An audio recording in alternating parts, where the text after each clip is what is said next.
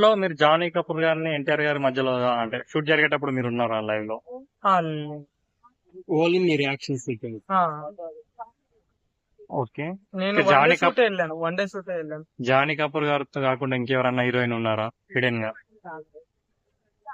అంత గమనించలేదు అన్న. ఓకే. నాకు వేరే వాళ్ళు ఏం ఓకే, దేవరా సినిమాలో మీరు ఐటమ్ సాంగ్ ఏమైనా ఎక్స్పెక్ట్ చేస్తున్నారా?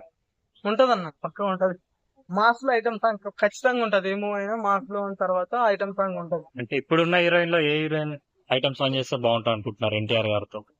ఇప్పుడు ఆయన గ్రేస్ కి తగ్గట్టు అంటూ నాకంటే ఎవరు అనిపిస్తలేదు. రీసెంట్ గా తిల్లు స్క్వైర్ కి సక్సెస్ వచ్చాడు కదా, ఆ, సో అప్పుడు వెసోక్ సేన్ గురించి గాని జొన్నలగడ్డ గురించి గాని చాలా గొప్పగా చెప్పాడు. సో ఉన్నది ఉన్నట్టు మాట్లాడాడు, గొప్పలు చెప్పలేదు. ఉన్నది ఉన్నట్టు మాట్లాడు, వాస్తవం మాట్లాడాడు అన్న.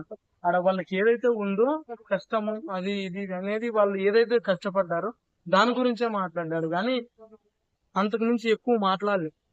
అబద్ధాలు ఇవన్నీ డూప్లు అవన్నీ చెప్పలే. వాళ్ళు ఏదైతే జరిగిందో అదే చెప్పాడు.